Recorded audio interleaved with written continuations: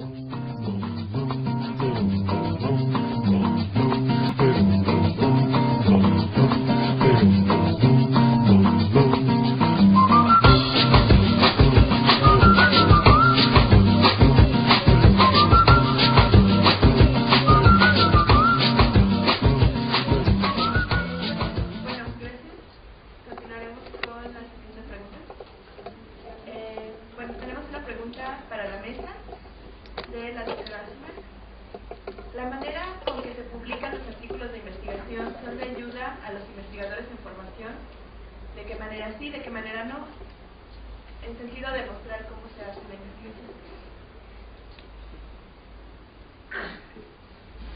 mí me parece que sí, pero me parece que también hay que ser conscientes de que un artículo ya tiene un cierto arreglo de la investigación, es decir, lo arreglas para presentarlo a una revista, y a veces dependiendo de la revista es que le das cierto arreglo, es decir, no creo que dibuje tal cual los pasos de una investigación, porque bueno, como bien decía Mario, pues pasan muchas cosas desde que te preguntas hasta que te contestan, y todo ese camino pues no se plasma como tal en muchos artículos de investigación, o hay revistas que no permiten.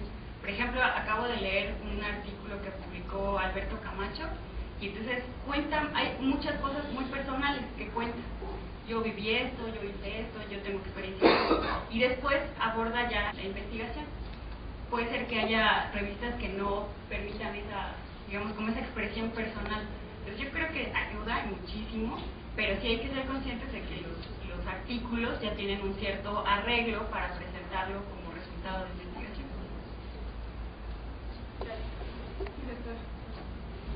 Sí, bueno, yo comparto el punto de vista de Gisela.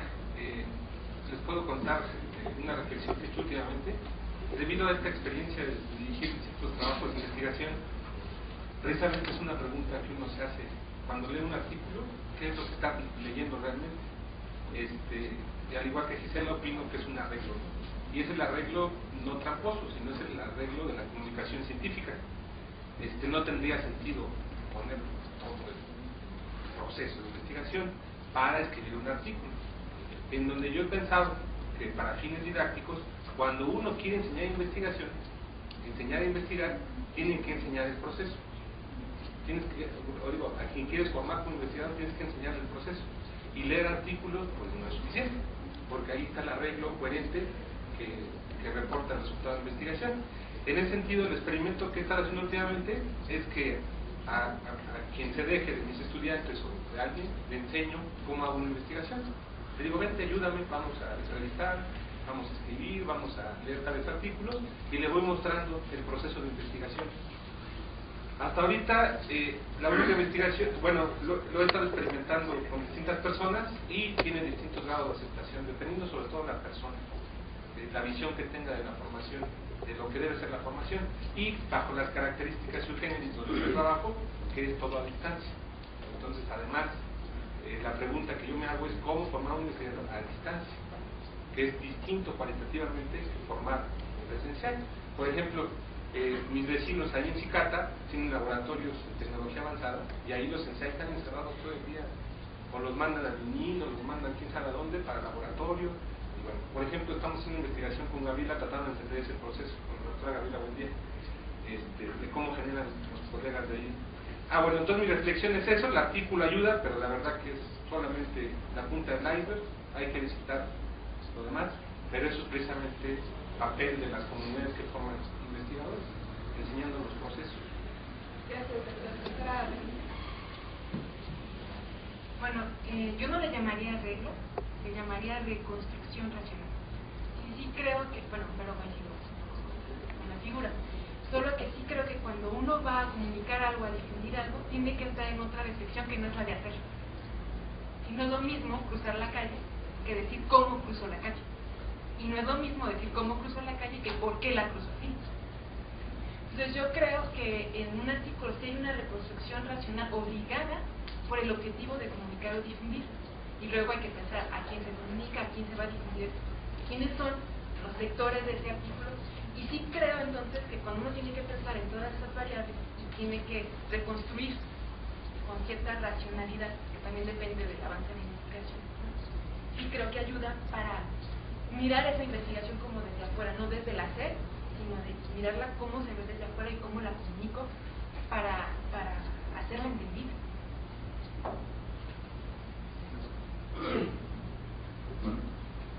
La pregunta fue si ayuda, sí, no, ¿y en qué sentido? Creo que poquito de las dos. No te ayuda en el sentido de que te da muy poquito de espacio. No puedes, una tesis te da la libertad de con todo detalle, hasta estas cosas personales que mencionaba, quisiera ponerlas ahí, porque estoy aquí, como sufrí por aquí, todo eso. Y eso no lo puedes hacer en un artículo, te limita mucho el artículo, vas a tener que sintetizar mucho, eso es un aspecto negativo, inhibe tu libertad para decir detalles, como ¿cuáles son las ventajas que tiene? Uno, a los estudiantes los empieza a meter, los empieza a enseñar las reglas del juego. Lo siento, pero para publicar hay reglas del juego, y esas reglas del juego a veces no se enseñan explícitamente. Meterse en esa dinámica es ir aprendiendo esas reglas del juego. Otra, creo que tiene un efecto positivo, positivo, afectivo. Cuando te aceptan uno, o sea, le da para arriba al estudiante. Entonces, eso no se debería menospreciar, el aspecto afectivo de cómo se llama, de publicar y ser aceptado, o de publicar y ser rechazado. Someter y ser rechazado. Bueno, tenemos esta pregunta de la doctora Farfán para todos los ponentes. ¿Cómo y quién valida los resultados científicos?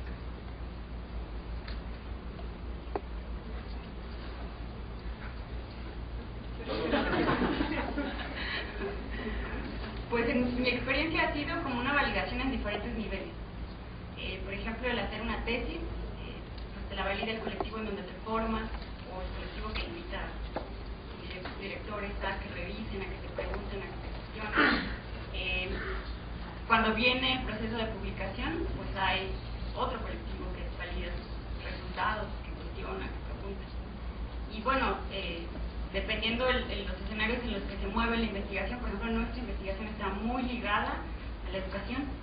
Entonces, de pronto, y es un comentario que hice hace 15 días, de pronto te das cuenta de que el uso de ciertas teorías para fundamentar reformas truena. Y entonces, bueno, seguramente el que hizo la teoría no le importa, pero sí me parece que si uno mira la validación como en un panorama muy amplio, pues hay diferentes niveles de validación. Ahora, los resultados, ¿cómo validas un resultado? Pues yo creo que lo que se reflexionó en la mesa es muy importante, pues la coherencia que tiene respecto del planteamiento de la pregunta, los objetivos, el marco. Yo, por ejemplo, me encontré con una tesis que se planteaba un objetivo y contestaba otra cosa. Entonces, de entrada, ya no podía yo validar ese resultado. Entonces, yo sí lo miraría como a diferentes niveles, no como que haya un órgano que te diga si estás bien o ese no es un resultado. Porque para decir que eso es un resultado, pues te lo tiene que decir aquel que comprenda el por qué te estás planteando esos problemas. Recuerdo mucho la charla de Laura Cházaro acá en el seminario de los jueves, cuando decía que cuando hablaban un poco de sus resultados en términos de la mujer, tal cosa, parecían estar negando a los resultados de la biología, por ejemplo, o de la neurociencia. Pero resulta que cuando en un estudio de género se habla de la mujer, se habla de un cuerpo social, no de un cuerpo biológico. Entonces, si los resultados se presentan como la mujer esto, la mujer otro, parecen contradictorios. Cuando se entiende a qué se refiere con mujer, un estudio de género, no hay contradicción, sino simplemente una mirada más amplia de la mujer.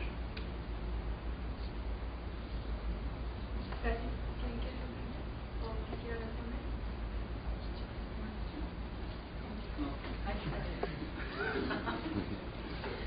Yo diría, respondiendo a partir de mi metáfora, que la primera validación es si las piezas se mueven. Tengo constructos teóricos que digo que me permitirán describir, explicar, abordar, estudiar el fenómeno o responder a una pregunta de investigación.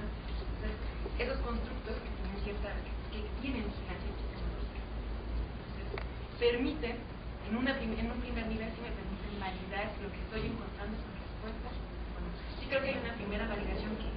va del investigador de acuerdo a las herramientas que está utilizando, de acuerdo a cómo plantea esas piezas y cómo las usa. Y después, por supuesto, coincido con Gisela, que hay diferentes niveles de validación. Está la comunidad, está también la comunidad internacional, que va a validar de alguna manera cuándo reconoce, cuándo difunde, cuándo lee, cuándo comenta, cuándo discute, cuándo juega. Sin embargo, si no creo que haya validaciones del tipo, este sí es un resultado, este no es un resultado, porque habría que establecer marcos para decir exactamente qué es. Pero sí creo que esa coherencia que viene de lo que hemos dicho de cada componente, pues si estas piezas se mueven y me permiten ver un paisaje y explicar, entonces podré decir y hablar de esa investigación, digamos que sí hay una validación que se puede hacer.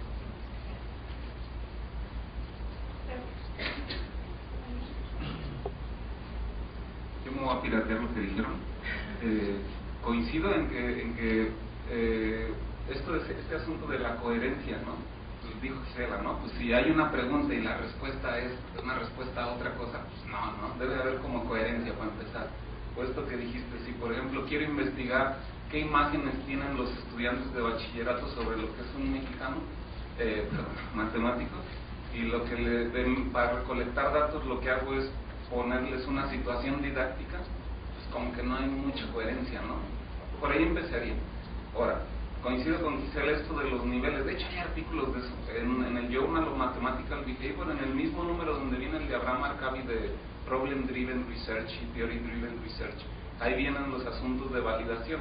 Entonces ellos hablan son unos estadounidenses que hablan de, ¿cuál es el concepto? Vecindad metodológica. Dicen que primero tienes que ser validado por la gente que hace lo mismo que tú, por la gente que usa las mismas teorías, los mismos métodos, como para que ellos que saben usarlo, por ejemplo, si yo hago métodos, regresiones, análisis, factor análisis, y yo no sé nada de estadística, pues no soy el muy adecuado para validar eso. La misma gente que hace lo mismo que tú, que entiende eso, que habla tu mismo lenguaje, ese es el primer nivel, y algunos le llaman vecindad metodológica. Pero luego tienes que salirte de esa vecindad, algunos lo hacen, otros no, e ir, como dijo, a venirle a la comunidad internacional, ir con los que no usan esa teoría, con los que no usan esos métodos y ver lo que ellos opinan, esta coherencia, ¿cómo se llama?, entre teoría, los alcances, la potencialidad. Resumen, hay como niveles, el muy interno de la coherencia, el de la vecindad metodológica y cuando te sales afuera de esa vecindad metodológica.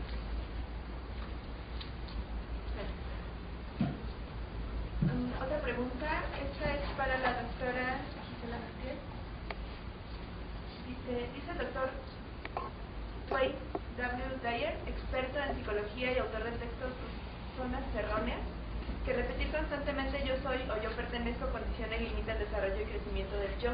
¿No será que decir pertenezco a esta corriente del pensamiento me limita a resolver una problemática con una perspectiva poco amplia? Pues en realidad es porque la comparto y la puedo construir. Eso a mí me ha parecido muy productivo, hasta para acercarme a los estudiantes, para entender las preocupaciones de otros, no solo las mías. Sin embargo, creo que pues al estar en una comunidad académica interactúas con muchas escuelas de pensamiento, entonces interactuar no significa pertenecer, y entonces el que sea tu cuate no significa que pertenezcan a la misma escuela de pensamiento. Entonces yo puedo pertenecer a una escuela de pensamiento, pero eso no me limita a interactuar con otros y a debatir con otros y a hablar con otros. Mientras que sean los canales apropiados, no encuentro como inconveniente. Gracias. Una pregunta para el doctor Gustavo. Adelinde decía que todo marco tiene una metodología. En ese caso, ¿cuál es la metodología de la socioepistemología? ¿Será ese Gustavo? ¿De veras es pregunta para mí? No digo porque es que más bien para Gisela o para alguien más. Digo, es que de verdad no tengo respuesta. Bueno, pues aquí decía Gisela y Sharon. Pero bueno, puedo detallar una respuesta.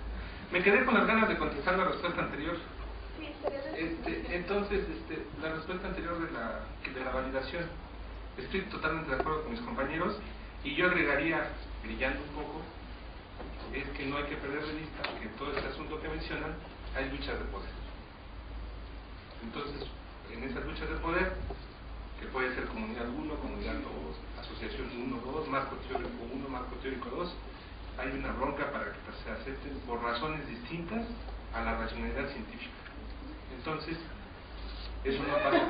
Entonces, obviamente, no quería perder la oportunidad de echar un poco de silla al respecto, porque efectivamente uno se enfrenta a ese tipo de cuestiones, de todo tipo. Entonces, la validación es, además de lo que dijeron los compañeros, está sometida a otras fuerzas no racionales, que, bueno, habría que considerar, o de otras racionalidades, unas racionalidades alternas, que pues no son como muy racionales, pero bueno, sí tienen otra lógica, efectivamente. Bueno, con respecto a lo de la metodología de su epistemología, pues yo entiendo que no tiene una metodología en particular, sino más bien depende de las preguntas que se va haciendo, porque yo entiendo que de acuerdo al esquema que yo mencionaba, la epistemología parte del hecho que hay que, bueno, siendo redundantes, partir de la teoría. Entonces eso hace que la metodología pues, sea diversa, de cualquier tipo. De hecho, es una crítica que yo he hecho en algunos exámenes, es que no está claro cuál es la metodología. Y, por ejemplo, yo preguntaba hace poco en un examen de doctorado, entonces, ¿cuál es la metodología para encontrar prácticas sociales? Y bueno, no me fue contestada esa pregunta en ese examen. Gracias. Una pregunta para Mario Sánchez. Sobre todo en una tesis doctoral, si tú puedes desarrollar los elementos, porque es una investigación, ¿qué papel juega el director de tesis? Buena pregunta. Déjame pensar. Voy a hablar desde mi propia experiencia.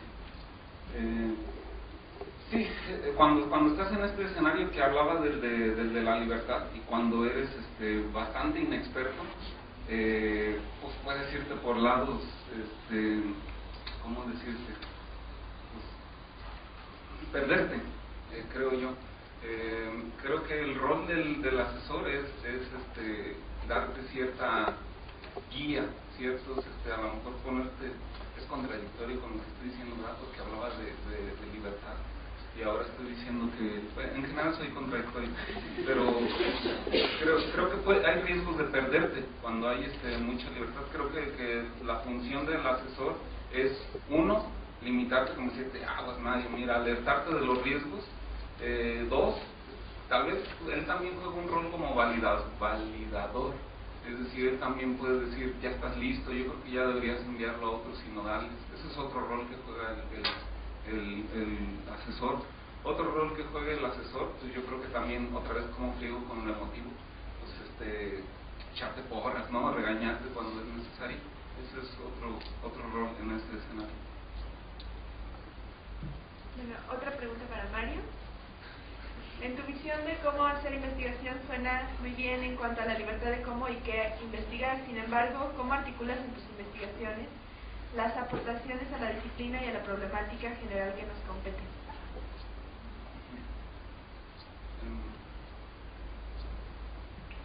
Voy a ver si así entendí la pregunta. Estás en un escenario donde no hay nada definido, y hay resultados allá afuera de otra gente que está relacionado con lo que haces tú. ¿Cómo integras eso a tu investigación? Eso fue lo que entendí por la pregunta. Yo digo que, como dije hace rato, tomas inspiración de ellos. Es lo que hago, piratearme lo que ellos hacen o tomar inspiración para que no se digan tan feo. Ver los métodos que ellos usan, ver los conceptos teóricos que ellos usan, considerar las preguntas que se han hecho, las inquietudes que tienen. De esa manera es como considero, tomo en consideración, porque imagínate que hagas una investigación sobre, déjame pensar otra cosa, sobre ideas intuitivas que tienen los niños acerca de representaciones gráficas, y no tomas en cuenta todo el trabajo que hace Andrea Di Cesa y todos ellos, o Nemirovsky. Entonces, cuando mandes un artículo y no pongas eso, no muestres que estás consciente de que hay otros que ya hicieron eso, y no expliques qué rol juega ahí en tu investigación, lo más seguro es que te van a rechazar. Entonces, esa es otra manera de integrar lo que han dicho otros, tomando en consideración lo que ya han contestado, el cómo lo han contestado, incluso por qué se hacen estas preguntas. Gracias. Tenemos otra pregunta para todos. Dice, desde su perspectiva, ¿cuál es el objeto de estudio de la disciplina? A partir de esto, ejemplificar brevemente la pregunta o tema de discusión de la mesa de acuerdo a la visión de cada uno. A Carla Gómez. Carla Gómez.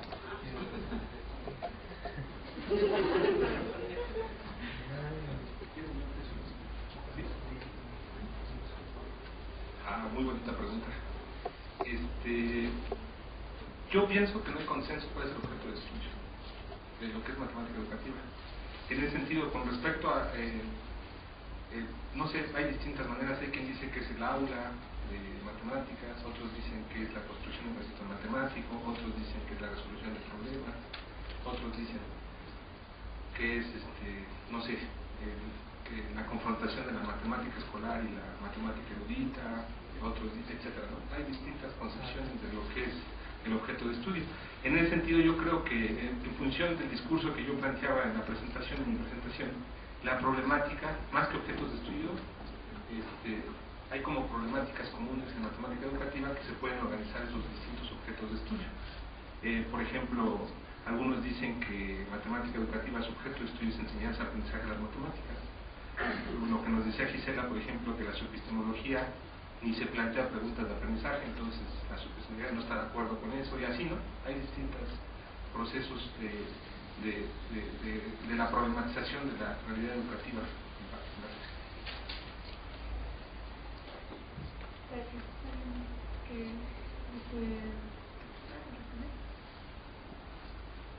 Un comentario. Me alarma estar en un campo donde no sabemos qué investigar. Entonces, ¿qué investigamos? Bueno, de nuevo, cuando yo hacía la reflexión que decía, para hacer una reflexión metodológica tendría que dar cuenta de que estoy en una ciencia social, que estoy en una disciplina, todo demás. Un poco era eso, o sea, no me parece que podamos ver tan fijo y tan estático el quehacer del matemático educativo. En tanto, nuestro fenómeno puede ser bien diferente de una u otra investigación. Entonces, pues un poco con la idea pasada, pues sí, es cierto, en la socioepistemología, si estamos en un escenario escolar, vamos a investigar el estudiante, al profesor, ese saber escolar que está ahí, ¿no? O sea, va a ser un objeto de estudio más familiar, a lo mejor para otras perspectivas cercas.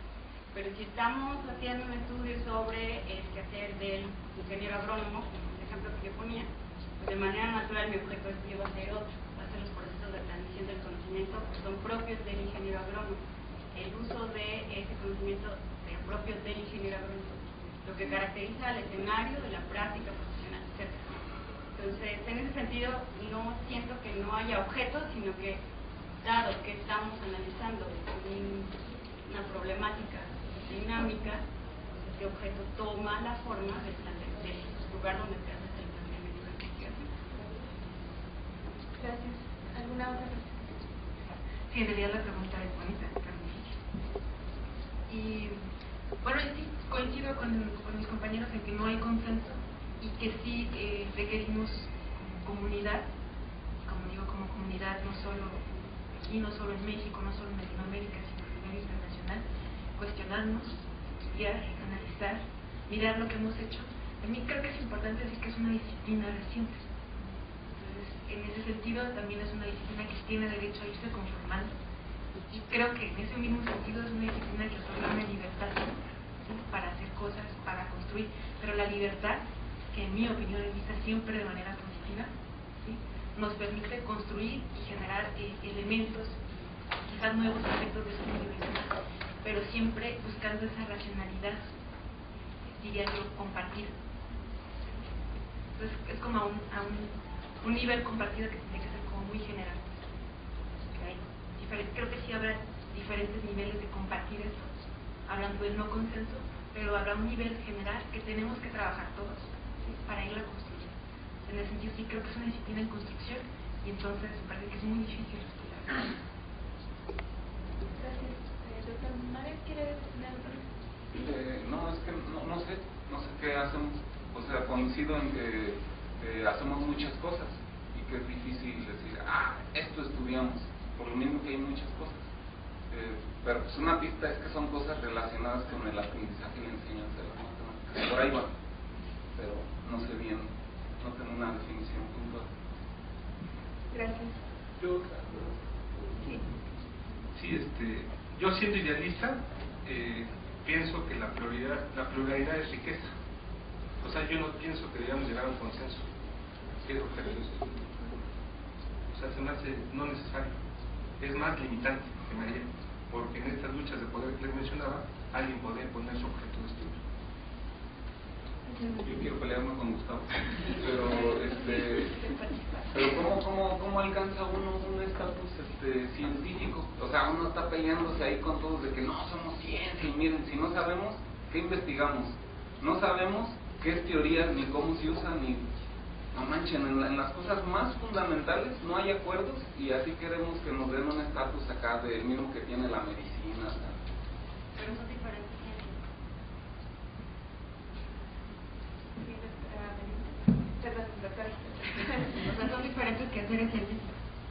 Y eso no importa. O sea, lo que estudian los médicos es diferente a lo que estudiamos nosotros. Entonces, nuestro quehacer es distinto. Nuestras preguntas tienen que ver con nuestro quehacer. Por eso, o sea, yo cuando ponía el de ciencias sociales y humanidades, era porque eso nos va a poner, a lo mejor en más debate con otras ciencias sociales, con otras disciplinas de las ciencias sociales, pero es un debate con ese tipo de ciencias. Si nos comparamos con los matemáticos, con los físicos, por supuesto que es más, yo diría, no hay comparación. O sea, porque por ejemplo nosotros podemos decir, no, pues no contemplé estas variables, solo contemplé estas. Estamos haciendo investigación en ciencias sociales y humanidades y es una perspectiva. Yo no me imagino que un físico diga, no, pues no considera estas variables porque pues no. Tienen que argumentar por qué, cómo hacer el fenómeno. O sea, son otras dinámicas de hacer investigación científica. Entonces, compararnos con otros quehaceres científicos no me parece que ayude mucho. Ahora, hacemos debate, pues podemos hacer debate, podemos buscar consensos, pues podemos, si no se puede. Es decir, yo creo que eso tiene que ver a la luz de la naturaleza de nuestra investigación. No en un comparativo de lo que es ciencia, ¿no? Gracias. ¿Sigo peleando? No, ya no. Gracias. Tenemos una pregunta, bueno, no es para ti, supongo que para quien me quiera responder. En la construcción, desarrollo de una investigación a nivel doctorado, ¿qué proporción de tiempos recomiendan para el buen flujo de la investigación y su buen término en 3 o 4 años? ¿Se acuerdan de la notita que puse del divorcio que afecta a los niños? Bueno, este hombre sociólogo estudió a los niños desde 1998 para ver cómo afectaba, en efecto, el divorcio antes, durante y después. Entonces, en efecto, yo creo que estamos condicionados a reglas institucionales. O sea, no veo a CONACYT becándonos 15 años para hacer una investigación de esa naturaleza, pero sí creo que uno puede hablar de tiempos en términos del problema. Tenemos que saber entender y defender ese problema y esa investigación para argumentar los tiempos, digamos así, tan estrictos, ¿no?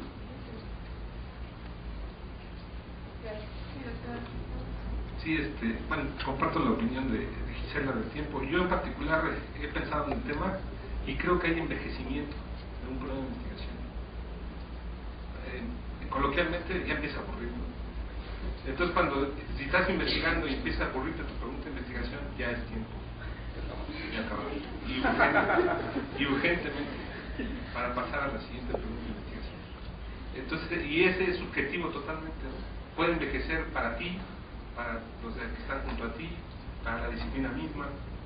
Entonces, en ese sentido, yo sí pienso que por eso es tan importante que una buena elección de un plan de investigación que sea abordable en un tiempo finito, que no se llegue al envejecimiento de esa pregunta.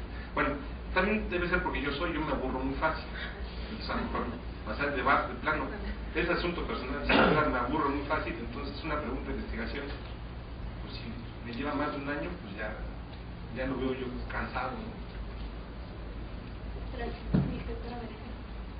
Bueno, yo creo que es un tema importante y que es difícil contestar desde parámetros de la propia disciplina o de la investigación misma, porque sí creo que sí, las condiciones institucionales pesan Cuando es cierto que las condiciones institucionales deberían de ser puntos de apoyo, también a veces pesan para poder desarrollar. Y pienso no solo en las becas, sino en las condiciones personales.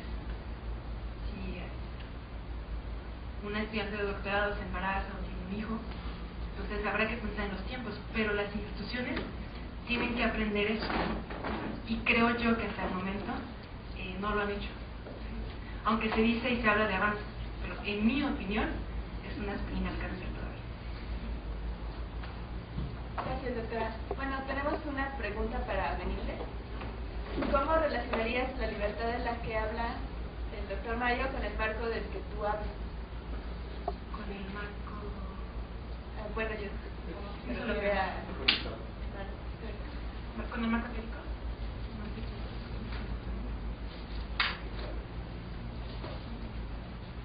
¿Quién está?